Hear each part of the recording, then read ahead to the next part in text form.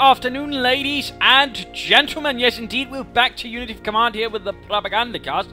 But we're off to Unity of Command Return, which is the Soviet campaign, sort of following up after Stalingrad and then sort of moving on towards Berlin. Right here we are on the following after Kursk, where we are in the first mission, Rumyantsev, which has us right around Kharkov and Belgorod, which is a bit far to the east of Kiev and Cherkasy.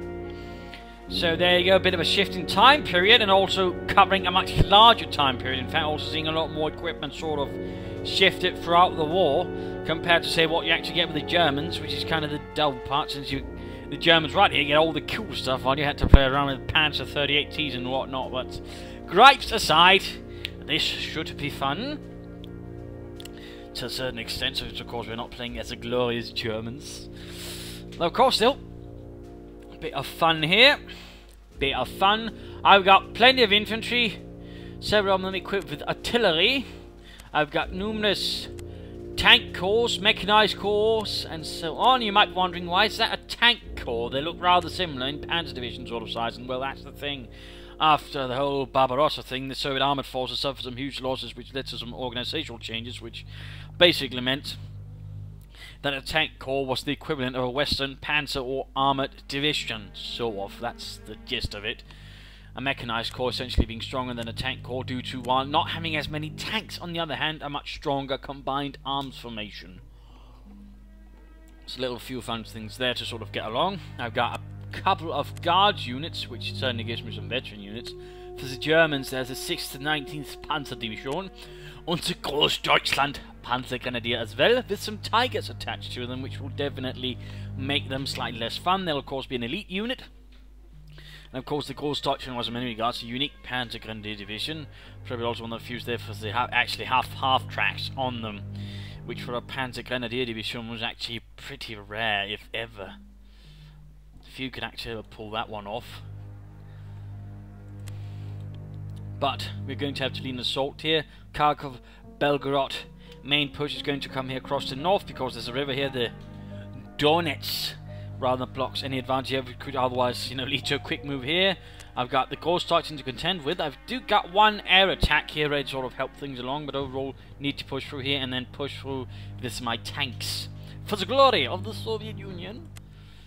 Now there's such things, so we'll be digging out some fascisti, or so I thought.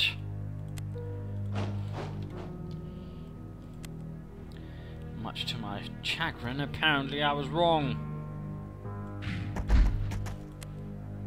Also looks like there's a slight problem here, since there's weather, which rather means this part of the assault will stall, because, well, while the Soviets themselves never had any problems with weather, game-wise they don't seem so fond of it. So I'm rather, not going to waste troops on that. Need to pull up here, so we can't make some kind of breach. And there we go. Tank divisions away. I'm going to need those gentlemen out of the way, but then again bombarding those might lead to some slight technical issues. So instead we'll be pulling up here with everything I can.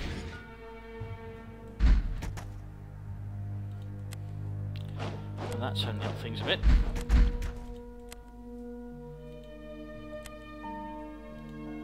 Just a wee bit. Calling in. Yes, actually, I want to use them first. In the hopes. Nope. Sadly, my hopes were misplaced. Tragically so. Hopefully, the great Comrade Stalin won't have my head for that. But, anyways, call in the Air Force, which has about the same success rate as the Luftwaffe in the previous. Oh well. Failing that, let's make one hell of a hole in the German front lines, which they certainly can't easily patch up, no matter how much they like. Certainly not much more I can do. Belgorod will hold for one more turn at the most. I shall crush them beneath the grinding Soviet war machine. Unless the Großdeutschland manages to pull off a miracle. I'm not going to do anything here because, well, I mean, I could, but that'd be a little gain for it. And I'm one of those weird persons, for some reason, I like my movements, to have some kind of purpose. Oh, more Panzer divisions. I forgot about that. In fact, we've seen numerous Panzer divisions being pulled in, including one with Nassau's attached with the Schwere Panzerabwehrkanone. Großdeutschland's going to hold things up there at the bridgehead, and yeah, making a push there, the bastards. Making an attack through there. There's no rain there, so they can safely attack there as well. Wunderbar. That's definitely going to cause a bit of a headache. Also looks like they've crossed through there. I'll certainly follow up then. They won't be dug in, but on the other hand, they'll have to attack into the woods. And that's slightly more to my advantage. Hiccup. Going to pull them up there. See if we can't use them to somehow persuade the fascists to vacate the premises.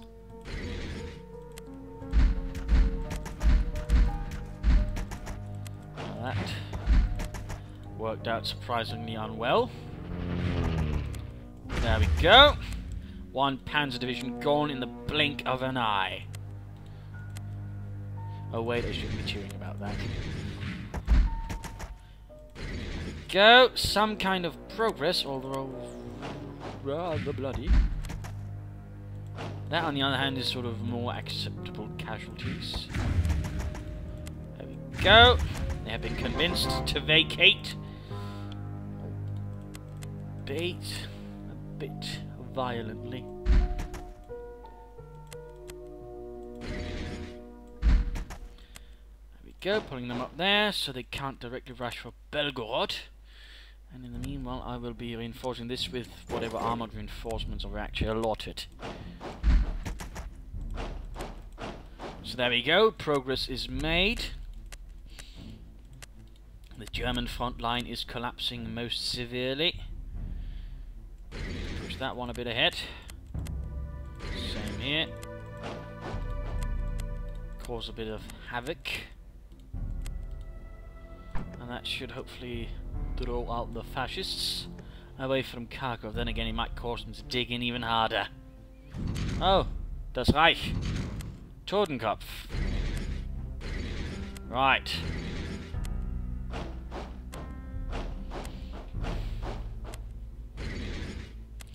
That was a bit snappy. And that was a bit painful. Well, that was one tank corps gone in the blink of an eye. Großdeutschland, for some reason, actually making a direct assault across the bridge here towards a unit with AC-76Ms attached. Interesting, interesting. Not entirely sure who's convinced that's a grand idea, but, you know. Far from be it me to tell them not to. There we go. Didn't really last long against the 5th Guards Mechanized Corps, it would seem. Bit unfortunate, I suppose. Depending on who you were to ask, though.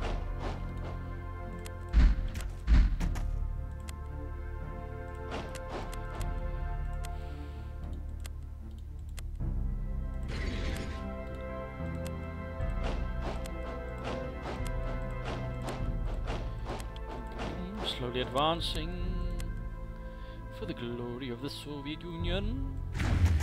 And there we go, wiping out another unit. No survivors. At least not on the German side of things. So there we go. Slowly bleeding out there. Oh shit, you weren't supposed to attack. Oh well.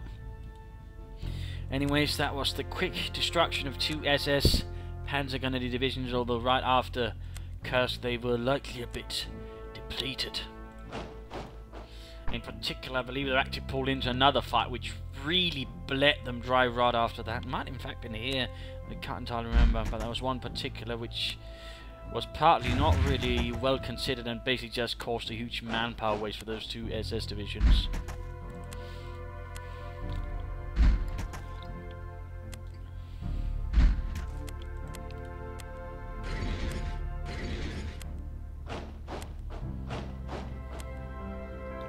Großdeutschland making another push, actually suffering losses.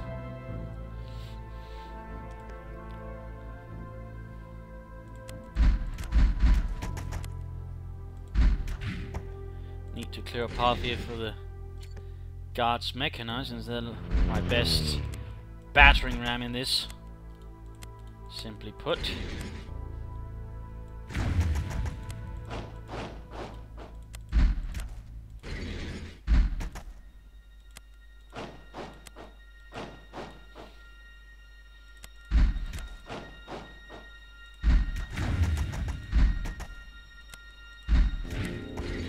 Go. Another tank division destroyed, or at least considerably depleted of manpower. They're going to surround here, although I do believe, yes indeed, they're getting supplies right there as well, though I could, in theory... No. Well, yes, I could. I could, but I'm not entirely convinced it would be a good idea. So I think I'll refrain from doing it. Besides that, be not really much gain from it. Either way, though, progress made. Progress made. Right, give you a few more, and give you a few more, so we're ready for the next turn to take on the fascists. Hoorah! Ghost Touch then wipes out the depleted rifle division. Panzer division continues to strike. Canadian division tries to strike out. Doesn't quite have any immediate vast success with that. Alright, going to call in the Air Force on this. That results in some things here. Slowly suppressing the devil out of them. And there we go. A brilliant Soviet victory. Hey, so there we go, sort of slowly making our way into Unity of Command Red Turn. Small mission, but again, a lot happening, lots of German reinforcements rushing in to sort of try and ruin my day, but ultimately, through sheer masses of firepower, I batter my way through. Well, also some strategy and tactics. I won't deny that. So, there you go. Hope you enjoyed this little episode, and of course if you find the game interesting, you know, get it on Steam or unityofcommand.net. This is Unity of Command Red Term, which is one bit of DLC. If you want something with the Germans additional besides what Unity of Command offers, which is German so command, there's also Black Turn. In fact, there's a video series on that right here, so check that out as well. This is Imperial Dane saying cheers.